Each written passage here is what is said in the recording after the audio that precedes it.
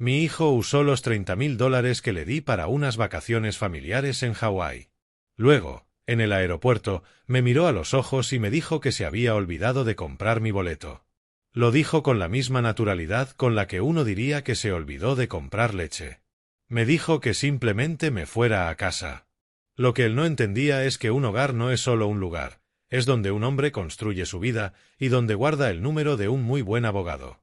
Para cuando su avión tocó tierra en el paraíso, yo ya había hecho una llamada que convertiría su sueño tropical en una pesadilla. Antes de continuar, dime en los comentarios desde dónde estás viendo este vídeo. Y no olvides darle me gusta y suscribirte si crees que el respeto no se hereda, se gana.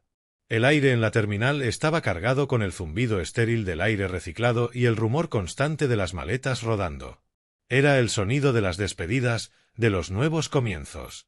Yo estaba de pie junto a una montaña de maletas nuevas, todavía con ese olor a plástico fresco en las asas. Marcus, mi hijo, había insistido. Tenemos que viajar con estilo, papá, dijo con una sonrisa amplia y brillante. Yo, por supuesto, había pagado todo. Igual que pagué los boletos de primera clase, el resort de 5 estrellas, toda la experiencia de $30.000. Era mi regalo. Mi obsequio a la familia. Chloe, mi nuera, revoloteaba alrededor de los niños con una voz demasiado aguda, demasiado alegre. Ajustaba por tercera vez el cuello de Leo, nuestro nieto. Era un gesto que quería parecer maternal, pero en realidad destilaba pura ansiedad. Marcus, en cambio, no miraba a nadie. Su vista estaba fija en la pantalla de salidas, y su pie golpeaba el suelo con un ritmo nervioso. Yo era el único que permanecía completamente quieto, una pequeña isla de calma en medio de su océano de excitación agitada. Los observaba, a mi hijo y a su esposa, y sentía ese viejo dolor de una distancia que no tenía nada que ver con los kilómetros. Estaban allí, a unos pasos, pero hacía mucho que los había perdido. Finalmente llegamos al mostrador. La agente, una joven con una sonrisa profesional pero cansada, tomó nuestros pasaportes y tecleó en su ordenador. Entregó los documentos a Marcus, a Chloe y a los niños. Luego me miró a mí, y su sonrisa titubeó un instante. Señor Sterling, dijo con voz educada pero firme, tengo aquí su pasaporte, pero no encuentro ninguna reserva a su nombre en este vuelo. Las palabras no tenían sentido. Flotaban en el aire, huecas, entre el ruido del aeropuerto. Sentí decenas de miradas en mi espalda. Me giré hacia Marcus, con una pregunta silenciosa en mi rostro. Su expresión, la misma que vi transformarse de niño a hombre, era ahora un muro en blanco. No me miraba. Se entretenía con un hilo suelto en la manga de su chaqueta. ¿Marcus? Dije, bajo pero cortante como una cuchilla. Chloe reaccionó primero, con un respiro teatral. «Oh, Dios mío», exclamó llevándose la mano al pecho. Debe ser un error. Pero no lo era. Lo vi en los hombros tensos de mi hijo, en la manera en que rehusaba mirarme. La verdad estaba allí, delante de mí, más fea que cualquier mentira. «Papá», murmuró al fin, aún mirando su manga. «Lo siento muchísimo. Con el trabajo, los niños, el equipaje. En todo ese caos, olvidé reservar tu boleto». Era una excusa tan débil, tan insultante, que apenas se sostenía. $30.000, y lo había olvidado. Chloe entró de inmediato en su papel de esposa comprensiva. «No te preocupes, cariño», dijo sacando el teléfono con un gesto ensayado. «Veamos si conseguimos un billete de última hora. No puede ser tan caro, ¿verdad?» Sus dedos volaron sobre la pantalla. Yo la observaba, era una actriz consumada. Su rostro se convirtió en una máscara de decepción profunda. «Oh, Charles», me mostró la pantalla con dramatismo. «Un asiento de última hora cuesta casi $3.000. Y ni siquiera estaría cerca de nosotros. Es un robo». Allí estaban, él, el hijo despistado, ella, la esposa desesperada. Era una obra ensayada. Lo sentí tan frío y duro como el suelo de mármol bajo mis pies. No era un error. Era un plan. Marcus dio un paso hacia mí, posando su mano en mi hombro. Pesada, no de cariño, sino de desprecio. «Mira, papá», susurró en tono de complicidad, como si fuésemos un equipo. El vuelo ya va a embarcar. No podemos hacer nada ahora. Me apretó el hombro. Lo mejor será que tomes un taxi y regreses a casa. Descansa. Te traeremos el mejor recuerdo de la isla. Vuelve a casa. Las palabras resonaron en mi mente como un eco helado. Me estaban despachando como a un niño molesto, como a una carga incómoda. Miré más allá de él, hacia mis nietos Leo y Maya, que me observaban confundidos. Miré las maletas nuevas que yo había pagado. Miré la vida que le había dado a mi hijo, las oportunidades, el apoyo, la seguridad financiera sin fin. Y a cambio, recibía 2 palabras. Vuelve a casa. No levanté la voz. No discutí. No les di el drama que quizá esperaban. Solo miré a mi hijo, sostuve su mirada y vi a un extraño. Asentí despacio, con calma. Está bien, hijo, dije en un tono plano. Que tengan un buen viaje. Me giré y caminé hacia la salida, sin mirar atrás. Sentí su suspiro colectivo de alivio en mi espalda. Creyeron que habían ganado. Creyeron que se habían librado de mí. Pero mis pasos no eran los de un anciano derrotado. Eran los de un artesano que está por empezar su obra. La ciudad pasaba borrosa tras la ventana del taxi. Por un instante vi en el reflejo a un viejo cansado, con la dureza de las luces del aeropuerto aún en los ojos. Pero la sensación se desvaneció. El hombre que me miraba no estaba cansado. Estaba despierto. Veía todo con una claridad cortante, dolorosa como un vidrio roto. Vuelve a casa. Ya no era la voz de mi hijo. Era mi propio mandato. Mi misión. El ardor de la traición se había apagado durante mi caminata silenciosa fuera de la terminal. Lo reemplazó algo frío y sólido, como una herramienta que se acomoda en la mano del artesano. Ellos habían cometido un error grave. Me vieron como a un viejo, una cartera, un estorbo. Olvidaron que hablaban con el hombre que construyó, ladrillo a ladrillo, la casa donde crecieron. Creyeron que jugaban contra un peón. No entendieron que estaban frente al rey. Y acababan de enviarlo de vuelta a su castillo.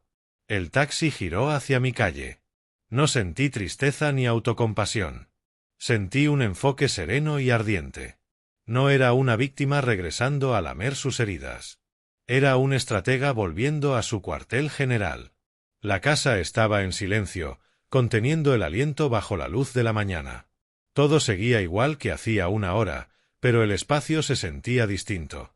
Las mismas paredes, los mismos muebles que yo había construido, las mismas fotos familiares en la repisa, pero había un vacío nuevo. Entré en la sala y me senté en el sillón junto a la ventana, el de tapizado floral, ya desteñido por el sol. Su sillón. El de Rose. Y en el silencio, casi escuché su voz. No con tristeza, sino con esa calma sabia que siempre tuvo. Rose veía el mundo con ojos de artista, notaba las grietas finas en las cosas antes de que se rompieran. Años atrás, cuando Marcus me pidió un préstamo enorme para un coche que no necesitaba, Rose y yo lo observamos desde el porche mientras se alejaba conduciendo. «Tiene tus manos, Charles», me dijo ella, con la mirada perdida. «Pero no tiene tu paciencia para la madera. Él solo quiere la mesa terminada». En aquel momento no lo entendí del todo. Pensé que era la preocupación típica de una madre. Hoy, sentado en su sillón, sus palabras sonaban claras como una campana. Ella también solía decir: «El dinero no cambia a las personas, Charles. Solo las hace más de lo que ya son». En mi dolor tras su partida, lo olvidé. Confundí generosidad con amor, cuando en realidad solo estaba alimentando la debilidad de mi hijo, el hombre engreído en que se estaba convirtiendo. El dolor en mi pecho no era solo por mí. Era por ella. Por el legado de trabajo duro y dignidad silenciosa que habíamos construido juntos. Ya no se trataba de un vuelo perdido. Se trataba de los cimientos de nuestra vida. Y no iba a quedarme de brazos cruzados viendo a mi hijo reducir todo a un puñado de cenizas. Me levanté del sillón de Rose, con el sol cálido en mi espalda. El camino ya no estaba nublado por la herida, ahora era una línea recta, clara. Entré en mi despacho, la habitación que siempre fue más mía que nuestra. Los muros estaban cubiertos de libros de carpintería e historia, y el aire olía a aserrín y papel viejo. El escritorio, una pieza robusta de roble oscuro, fue lo primero que construí para esta casa. Lo hice para que durara. Pasé mi mano por su superficie lisa, sintiendo las vetas bajo mi palma. Este era un escritorio para tomar decisiones. No necesité buscar el número. Lo sabía de memoria. Tomé el pesado auricular del viejo teléfono y marqué. Sonó 2 veces antes de que una voz nítida y profesional respondiera. Despacho de abogados de David Chen. David, dije, con voz firme. Soy Charles Sterling. Hubo una breve pausa, y luego su tono se suavizó apenas. Señor Sterling. Me alegra oírlo, aunque sospecho que no se trata de una llamada social. ¿Todo bien? Fui directo al punto. Necesito que tomes acción inmediata en un asunto delicado. Quiero que redactes los documentos necesarios para congelar de forma temporal todo acceso al fideicomiso familiar Sterling para mi hijo, Marcus Sterling. Con efecto inmediato. Escuché el sonido leve de un teclado al otro lado. Entendido, respondió. ¿Cuál será el motivo de la revisión? Una reevaluación fundamental de los términos y beneficiarios del fideicomiso, contesté. Las palabras se sentían firmes, verdaderas. Con eso basta por ahora. Por supuesto, dijo él. Tendré los documentos listos y presentados en 1 hora. ¿Cuándo quiere que envíe la notificación oficial a Marcus? Este era el movimiento decisivo. Quiero que la reciba en su correo principal en los próximos 5 minutos, ordené. Actualmente está en un vuelo a Hawái. Estará incomunicado 6 horas. Quiero que ese correo sea lo primero que vea al aterrizar y encender su teléfono. La línea quedó en silencio un momento. Sabía que David había entendido todo lo que yo no decía. El momento, la estrategia, el propósito frío y calculado. Considérelo hecho, señor Sterling, respondió con seguridad. Gracias, David, contesté, y colgué con calma. Me quedé sentado en el escritorio que yo mismo construí, en la casa que yo pagué, imaginando ese correo, un mensajero silencioso, digital, iniciando su viaje. El primer ladrillo de la nueva base de mi vida. El único sonido era el tic-tac del viejo reloj de pie en el pasillo. Un ritmo familiar, el latido constante de una casa cuyo corazón se había roto cuando Rose murió. El plan que acababa de poner en marcha no nació de un solo momento de irrespeto en un aeropuerto. Se había forjado con años de pequeñas traiciones, de 1000 grietas diminutas en el cimiento de mi confianza. Los recuerdos regresaban con dolorosa claridad. Recordé una cena de domingo, pocos meses después del funeral. La casa aún cargaba un silencio pesado que intentábamos llenar con palabras vacías. Chloe, con su sonrisa perfecta, señaló la vitrina de madera de cerezo donde guardaba mi colección de relojes antiguos. Charles, dijo, con admiración ensayada, cada vez que los veo me dejan sin aliento. No son solo relojes, son historia. Le expliqué que cada uno marcaba un hito. El primer gran contrato de la empresa, el año en que nació Marcus, el 25 aniversario que celebré con Rose. Cada pieza era un capítulo de mi vida, comprado con sudor y paciencia. Marcus vio su oportunidad. Se inclinó hacia adelante con su rostro de negocios. Papá, al fin y al cabo solo están ahí, acumulando polvo. Son activos. Activos infrautilizados. Lo miré fijamente. Él siguió. Hay un nuevo proyecto en el que estoy trabajando, y causar la impresión correcta es vital. Si pudiera, tomar prestado uno de los más llamativos, solo para un par de reuniones clave. Se trata de aprovechar lo que tenemos para construir el futuro. Recuerdo el cuidado con que eligió sus palabras.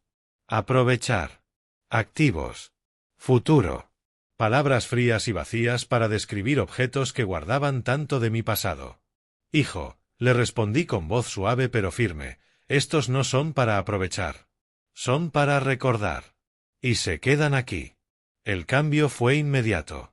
Su sonrisa encantadora desapareció. Se recostó en la silla, tomó el tenedor y empezó a empujar la comida como un niño al que se le niega un juguete. Está bien, murmuró. Lo que sea. Solo intentaba hacer algo de mí mismo. No volvió a hablarme en toda la velada.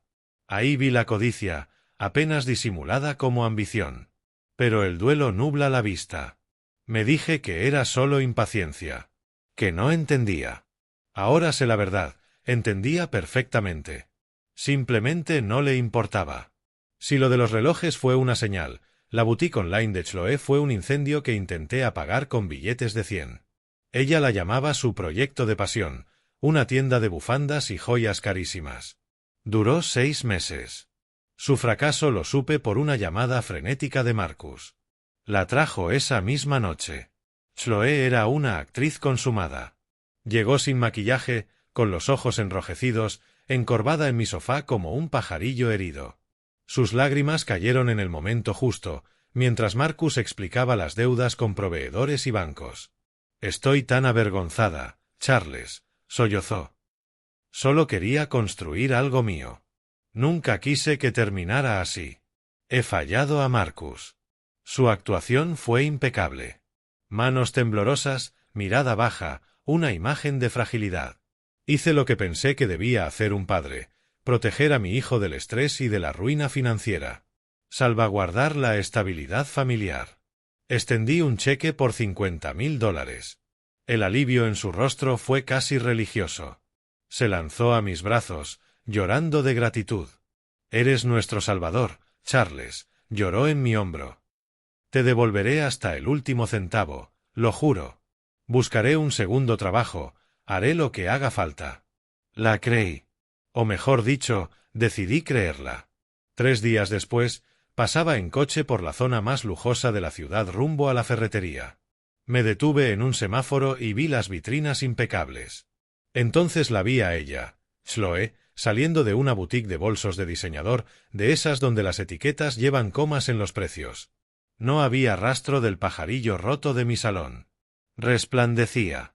Llevaba en una mano una bolsa naranja brillante y bajo el brazo un bolso nuevo, carísimo. Reía al teléfono, feliz, radiante. El semáforo se puso verde. El claxon de atrás me sacó del trance.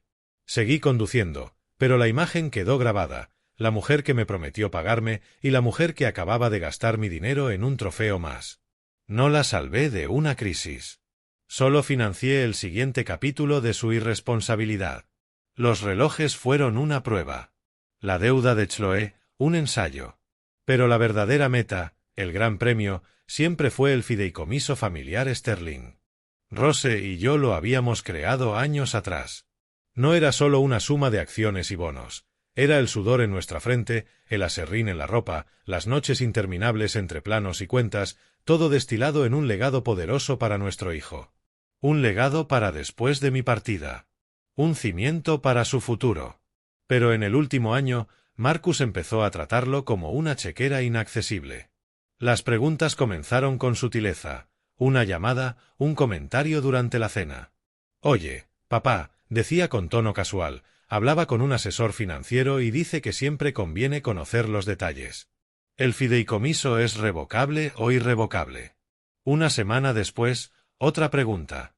¿Hay cláusulas para un desembolso anticipado? Ya sabes, para una inversión única en la vida. Daba vueltas como un tiburón, probando las rejas de la jaula. Y yo siempre respondía lo mismo. El fideicomiso es para tu futuro, hijo, no para tu presente. Pensé que con eso bastaba. Me equivoqué. En el silencio de mi estudio, las piezas encajaron como un rompecabezas cruel. Lo que parecían actos egoístas aislados formaban un plan coordinado. Las preguntas insistentes sobre el fideicomiso. La súbita propuesta de un viaje lujoso a Hawái. La insistencia en que yo pagara todo por adelantado. El golpe final en el aeropuerto. No eran casualidades. Era una campaña. Las vacaciones de $30,000 nunca fueron sobre la familia. Eran el cebo. El precio de llevarme a un lugar remoto, donde estar relajado, vulnerable y más propenso a firmar documentos que les dieran acceso a mi vida entera. Dejarme en el aeropuerto no fue un error. Fue su plan B, torpe, arrogante. Su decisión de que, aunque no consiguieran mi firma, de todas formas disfrutarían del viaje que yo había financiado. Era la prueba definitiva. No querían solo mi dinero. Querían dar por terminada mi vida. A la mañana siguiente, me puse el traje que Rose siempre decía que me hacía ver distinguido. Reuní mis extractos bancarios, imprimí correos clave y los guardé en el maletín de cuero que ella me había regalado en nuestro 10º aniversario. Ese maletín había cargado contratos de trabajo honesto para edificios que aún resisten al viento. Ahora cargaba las pruebas de un legado que se estaba resquebrajando. La oficina de David Chen estaba en el piso 34 de una torre de cristal y acero, un mundo que vibraba con ambición silenciosa. Era un hombre joven, agudo e impecablemente vestido, pero en sus ojos había una inteligencia serena, de alma vieja, que me inspiraba confianza. Me escuchó sin interrumpir mientras lo exponía todo sobre su pulido escritorio de caoba. No se lo conté como la lamentación de un padre en duelo. Se lo presenté como un caso. Hablé del incidente con los relojes, estableciendo una línea base de derecho y exigencia. Le mostré los estados financieros con la transferencia de $50.000 para cubrir las deudas del negocio de Chloé, y coloqué al lado una foto impresa que encontré en sus redes. Chloé sonriendo con su nuevo bolso de diseñador, publicada 3 días después del rescate. David miró la foto y luego me miró a mí, con expresión inescrutable. Le detallé, palabra por palabra, las preguntas recientes y persistentes de Marcus sobre el fideicomiso. Al final le conté lo del aeropuerto. Mi voz no vaciló. No buscaba consuelo, buscaba el consejo de un artesano sobre una estructura que estaba fallando. Cuando terminé, crucé las manos sobre el maletín. No he venido por rabia, David, dije, bajo y sereno. He venido porque la cimentación está agrietada. Los muros de carga del respeto y la confianza han sido comprometidos. Antes de que toda la casa se venga abajo, necesito saber cómo reforzarla. David se recostó en la silla, golpeando el bloc con un bolígrafo. Señor Sterling, dijo lentamente. Por lo que me muestra, esto no es solo una grieta. Es un patrón de explotación financiera y emocional, consistente y deliberado. Puede que los refuerzos no basten. Yo esperaba que asintiera y empezara a hablar de cláusulas y adendas al fideicomiso. En cambio, dejó el bolígrafo y entrelazó los dedos, con la mirada directa y seria. Hablemos claro. Usted vino hablando de reforzar una base agrietada. Pero lo que hace un buen constructor, y usted lo sabe mejor que yo, es encontrar la causa de la grieta. Y por lo que me cuenta, no es el tiempo ni la presión. Es veneno mezclado en el hormigón desde el principio. La metáfora quedó flotando, cruda y certera. Si solo añadimos salvaguardas y cláusulas, continuó, es como poner una cerradura más fuerte en una puerta que su hijo y su esposa ya demostraron que están dispuestos a incendiar. Pasará sus años en estado de asedio permanente, defendiendo cada decisión, su competencia, su derecho a su propia obra de vida. Asedio permanente. La frase me golpeó como un puñetazo. Exactamente en eso se había convertido mi vida sin que yo lo notara, una guerra lenta contra el derecho adquirido. Usted propone defensa, dijo David. Yo sugiero ataque. No solo protegemos los activos, cambiamos la naturaleza del legado. Podemos reestructurar por completo su patrimonio para que sea una fuerza de bien, un testimonio público de sus valores y los de su esposa. Una estructura legalmente blindada y con un propósito tan por encima de su alcance que no puedan tocarla, corromperla ni manipularla. Lo miré fijamente. Yo había entrado pensando en atrancar la puerta contra mi propio hijo. David proponía demoler la casa y levantar una fortaleza, con puertas abiertas al mundo entero, excepto para quien creía tener derecho de nacimiento sobre ella. No me ofrecía solo una estrategia legal. Me ofrecía paz. Miré por la ventana a la ciudad extendida. Tantos edificios, tantas vidas, todas levantadas sobre algún tipo de cimiento.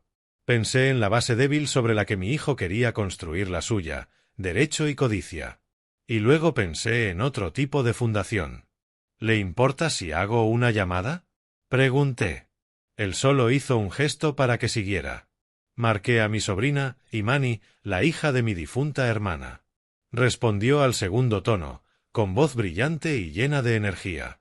Tío Charles. ¡Qué alegría oírte! No había dobles intenciones en su voz. Solo calidez genuina. Hablamos un poco de sus clases, de sus profesores.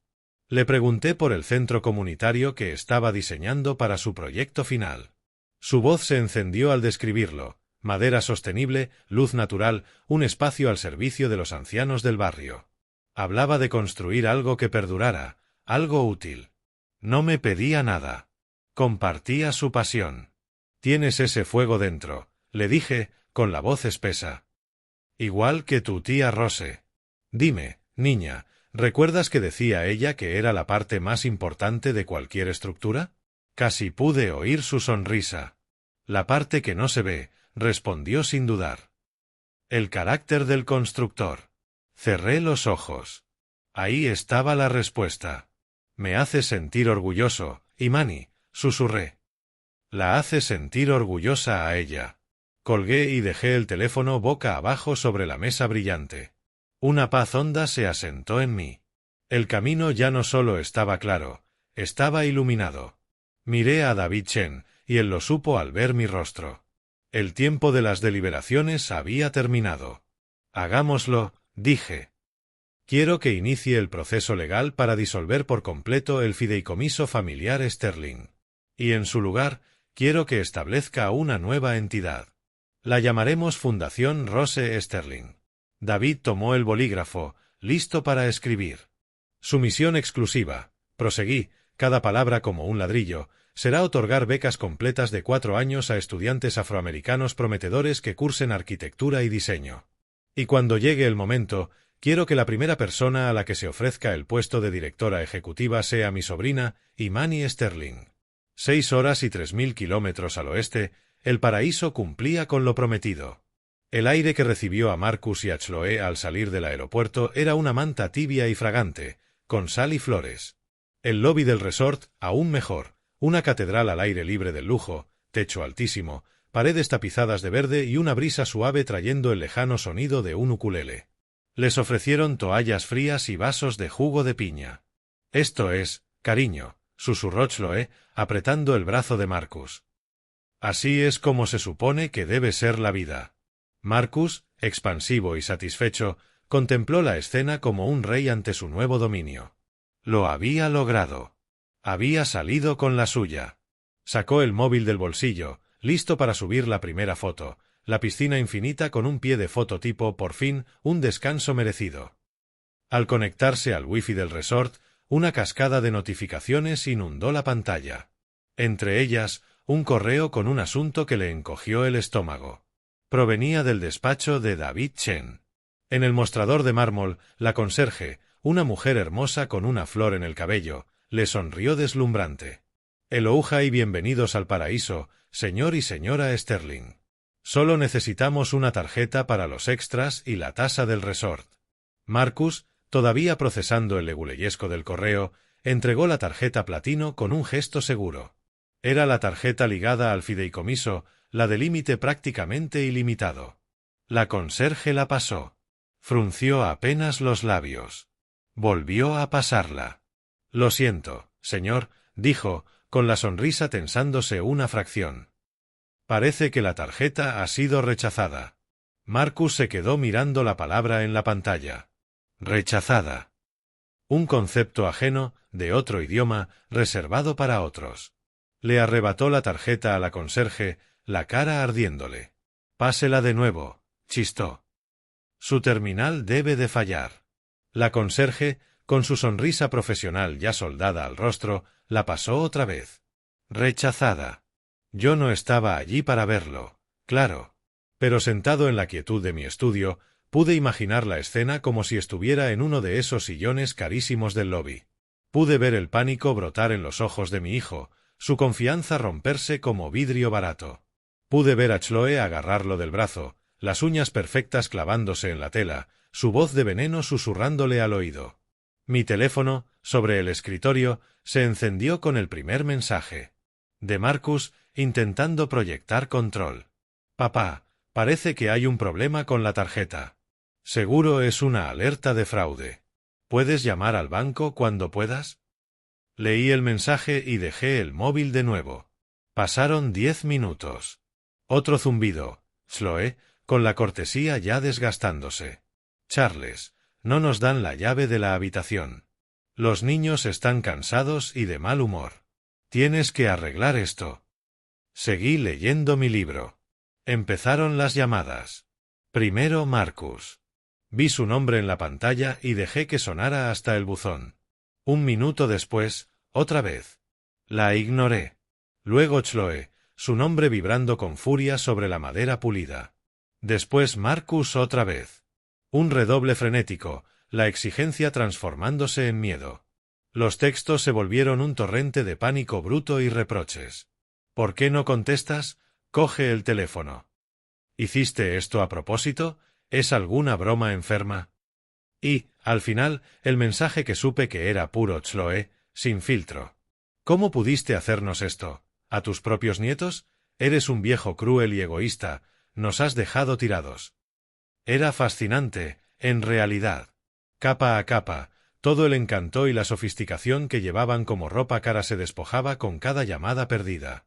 Debajo de todo, el terror crudo y feo de dos personas que acababan de descubrir que el banco que habían estado saqueando toda su vida por fin, en silencio, cerró sus puertas.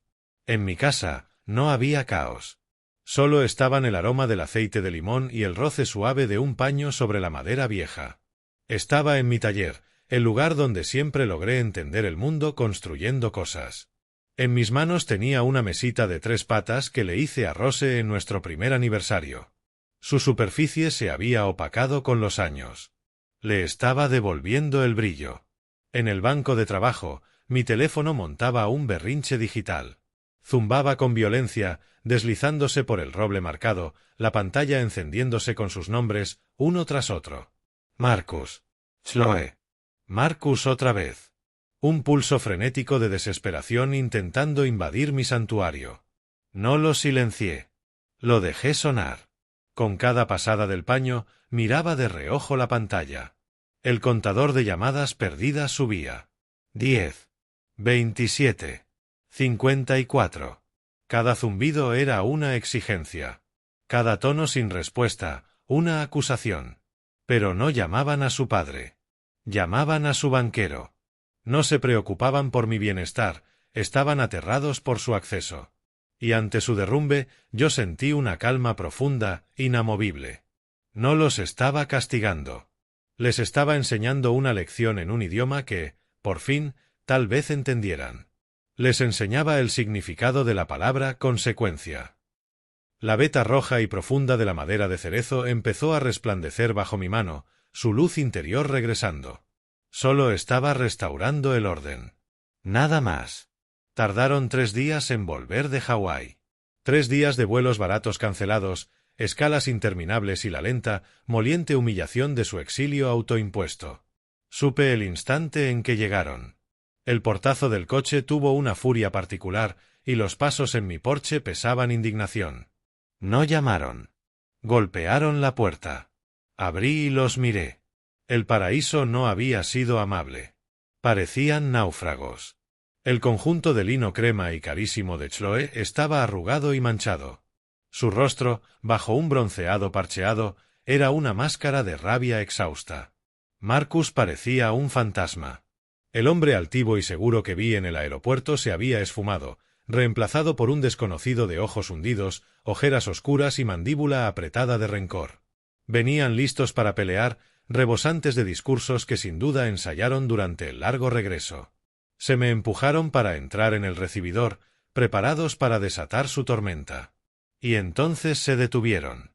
Se quedaron clavados, con la boca a medio abrir. Miraban el salón, donde David Chen estaba sentado con calma en el sillón frente al mío. No los miraba a ellos. Miraba la carpeta de cuero en su regazo. La trampa estaba tendida. Y habían entrado de lleno. Habían venido esperando acorralar a un viejo solitario. Encontraron a un juez y a su asesor, listos para abrir la sesión. El momento de shock duró un latido antes de cuajar en rabia tartamuda. Marcus encontró la voz primero, tensa por una herida personal profunda. «¿Qué es esto?», exigió, gesticulando entre David y yo. «No contestas mis llamadas, congelas mis cuentas, nos dejas tirados en medio del Pacífico con tus nietos y ahora tienes aquí a tu abogado. ¿Qué clase de juego enfermo estás jugando?». Dio un paso al frente, la cara una máscara de incredulidad. Estábamos preocupadísimos por ti. Pensamos que te había pasado algo. Llamamos y llamamos, y nos ignoraste. ¿Por qué? ¿Por un simple error honesto con un billete de avión? Un error por el que nos sentimos fatal. Chloe, recuperando la compostura, se puso a su lado, encarnando a la madre agraviada. Fue la experiencia más humillante de nuestras vidas, Charles, dijo, con la voz temblorosa de emoción ensayada. Que nos trataran como criminales en ese resort. Tener que explicarles a los niños por qué dormimos en el suelo de un aeropuerto. ¿Te haces una idea de lo que nos hiciste pasar? ¿A nosotros y a ellos? ¿Todo porque te lastimaron un poco los sentimientos? Allí estaban, un frente unido de indignación, tejiendo un relato en el que eran víctimas impecables y yo el villano cruel e impredecible. Pintaban unas vacaciones familiares amorosas descarriladas por el capricho inexplicable de un viejo amargado. Una interpretación magistral. Pero no dejaba de ser eso, una interpretación. Y yo ya había leído el guión. Me quedé sentado, las manos sobre las rodillas, y los dejé hablar. Permití que la tormenta de acusaciones rompiera contra el muro de mi silencio. Dejé que la última se apagara en la pesadez del cuarto. No me moví. Esperé a que agotaran su depósito de recta indignación. Entonces hablé, en voz de conversación, pero cortó la tensión como una navaja. ¿Han terminado? La pregunta quedó en el aire, sin esperar respuesta. Marcus abrió la boca, pero no salió nada. Giré apenas la cabeza hacia David Chen. Sin decir palabra, tomó la carpeta de su regazo y la deslizó sobre la mesa de centro. Se detuvo frente a mí. El sonido fue suave, pero pareció resonar en la sala. La abrí. Parece que creen, empecé, mirando a mi hijo, que esto se trata de un billete olvidado. Saqué el primer documento. Era un estado bancario. Lo dejé, con cuidado, entre nosotros. Hablemos de esto, mejor. Una transferencia de $50,000 de mi cuenta de ahorros a la tuya, para cubrir las deudas del negocio fallido de Chloe. Miré entonces a Chloe, cuyo rostro se había endurecido. Extraje de la carpeta la impresión a color de su publicación en redes. La puse junto al estado. Era la foto de ella, sonriendo, con el bolso de diseñador nuevo. Y esto, dije, es una tarjeta de agradecimiento de $2,000, comprada 3 días después. Apretó la mandíbula, pero no dijo nada. Volví a la carpeta. Por supuesto, esta fue solo la mayor retirada. Fui sacando más papeles. Cheques cancelados. Resúmenes de tarjetas que yo había saldado. Los fui colocando, pieza a pieza, formando un mosaico de su vida financiera, el rastro de su dependencia. Aquí están los 10,000 para la entrada de tu coche. Aquí, los 5,000 de tus impuestos de propiedad del año pasado. Y aquí, dejé caer un taco espeso de recibos, las incontables pequeñas transacciones. Cenas, ropa de los niños, tu cuota del club. Miraban la pila creciente, el color huyendo de sus caras. La ira justa se había ido, reemplazada por el pálido espanto de quien ha sido descubierto. Ustedes llaman a lo del aeropuerto un simple error, bajé aún más la voz. Yo lo llamo la retirada final, arrogante, de un banco que han vaciado sistemáticamente durante 5 años. Dejé que el peso de esa última frase asentara en el cuarto. Los observé, a mi hijo y a su esposa, con la mirada saltando entre los papeles y mi rostro, buscando una salida, una rendija para torcer la historia. No la había. Hice a David un gesto leve. Falta una cosa más, dije, quieto. Ustedes lo llaman error.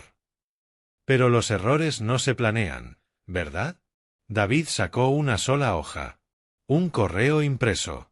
Lo sostuvo en alto. Esto es una copia, ordenada por el tribunal, de un email enviado de Marcus Sterling a Chloe Sterling una semana antes del viaje, dijo con voz neutra, de hecho puro. El asunto, plan de pago del viejo en Hawái. Chloe dejó escapar un sonido ahogado.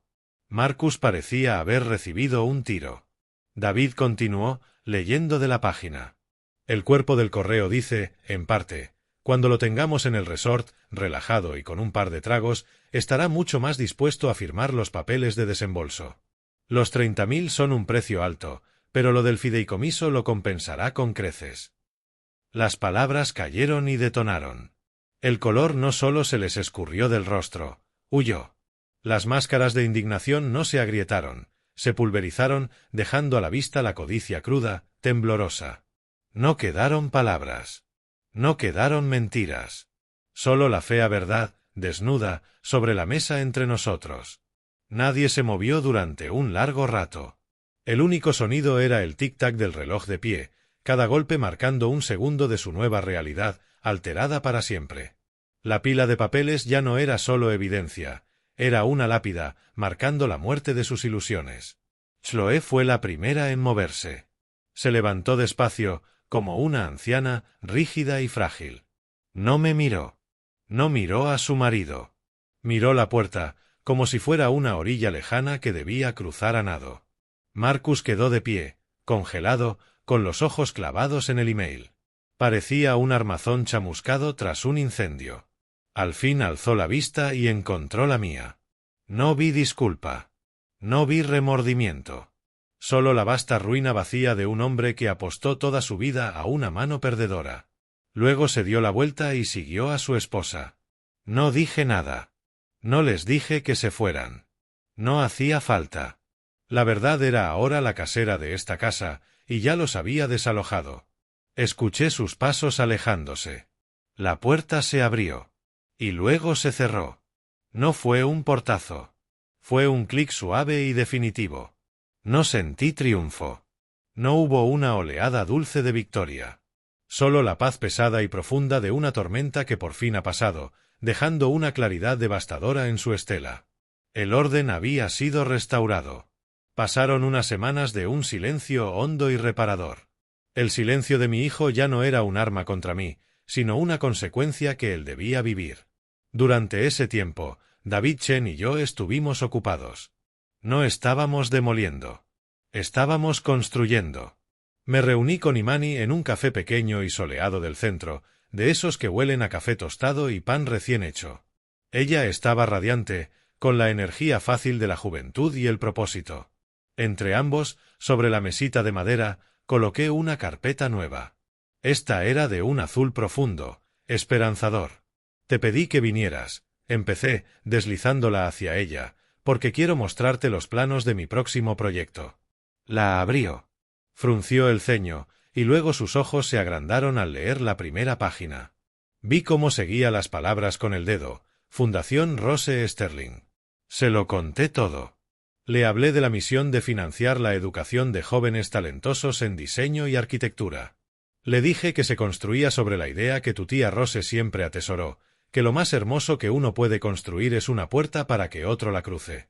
Las lágrimas que se asomaron en sus ojos no eran como las que vi en mi sala semanas atrás. No eran de actriz. Eran silenciosas, genuinas, llenas de comprensión profunda.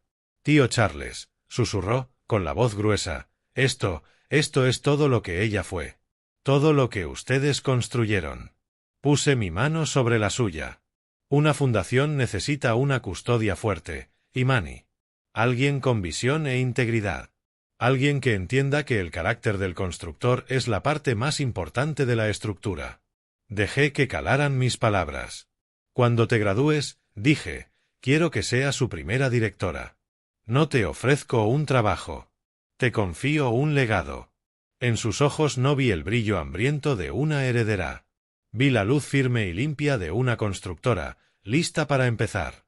He vuelto a mi taller. La casa está en silencio, pero es otro tipo de silencio. No es el peso de la ausencia, sino la quietud limpia de la paz. Durante años creí que mi legado era un número en una cuenta, una red de seguridad para mi hijo. He entendido que no puedes tejer una red para quien está decidido a cortar las cuerdas. Mi hijo y su esposa vieron mi obra como una bóveda que forzar. Nunca entendieron que su valor real no estaba en el dinero, sino en la dignidad del trabajo. Querían la mesa terminada, pero despreciaban la madera, las herramientas, las manos encallecidas que la dieron forma. Un verdadero legado no es lo que dejas para la gente. Es lo que dejas dentro de la gente. La Fundación Rose Sterling, una estructura que construirá oportunidades para otros. Ese es un legado. Lo que mi hijo quería era solo una herencia. Y por fin aprendí la diferencia. En cuanto a mí, mi trabajo no ha terminado. Estoy planeando un viaje, uno de verdad esta vez. No a un resort esterilizado, sino a la costa de Ghana, para ver los castillos y las orillas donde, hace mucho, comenzó mi propia historia. Pasé la vida construyendo un hogar. Ahora es tiempo de ver de dónde vino ese hogar. Nada de esto lo hice por venganza. Lo hice por lo que no tiene precio. Lo hice por mi propio respeto. Porque la dignidad es la única casa que debes construir para ti mismo, y jamás, jamás cederle a nadie las llaves. Esta historia nunca fue realmente sobre el dinero. Fue sobre la erosión lenta y silenciosa del respeto cuando el amor no está protegido por límites. Durante años creí que mi papel de padre era ser red de seguridad, dar sin cuestionar. Aprendí, del modo más duro, que la generosidad sin respeto es solo combustible para la codicia. Un legado familiar verdadero no es una bóveda por heredar, sino un estándar de dignidad que sostener. Proteger tu paz y tu valía no es un acto egoísta, es el trabajo más vital y necesario que harás. ¿Qué habrías hecho en mi lugar? ¿Y cuál crees que es el verdadero significado de un legado? Mientras tanto, al final de la pantalla te dejaré 2 de las historias favoritas del canal. Estoy seguro de que te sorprenderán. Gracias por acompañarme hasta este momento. Si te gustó esta historia, por favor dale like, suscríbete y cuéntame en los comentarios desde dónde nos ves. Quiero saber hasta dónde ha llegado nuestro mensaje de protección y amor familiar.